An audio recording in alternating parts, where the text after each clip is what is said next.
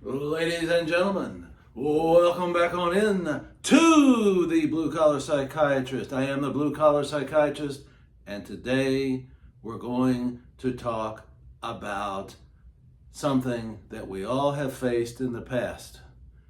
It's called, it's not what they say, it's what they do. Now, what does that really mean in everyday life? It's very simple, and I will explain it in terms of examples. We have politicians from ages ago to this very day that promise the voters that they will do certain things, such as, I will raise your Social Security benefits. I will lower your taxes. I will make your streets safe again. And yet, what often happens? Nothing, because they are simply looking for your vote.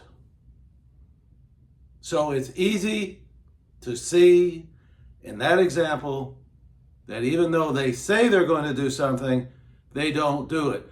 We don't care what they say, except for the fact that we put it in our minds and we wait until the winner wins, and then we compare it to what the winner does. And ladies and gentlemen, politicians of all stripes have a bad reputation. And this is one of the reasons why. Simply because they talk big, but they do not deliver. They do what's best for them and their cronies, period. And that's just the way it is. So in that situation, listen to what they say, but don't judge them until you know what they actually do. The two better be in sync, or else they have violated your trust. Another situation that often comes up. Let's say you're going out on a date with someone and they say that they want to go to a particular restaurant. And they say they'll be ready at 5 p.m. 5 p.m. comes, you pick them up, you knock on the door, they're nowhere to be found. They are nowhere to be found. You look in the driveway, the car isn't there. You then call them or text them. Frankly, I'd rather call them. And you get some excuse as to why they're late or why they can't be there. Are you going to give them another chance?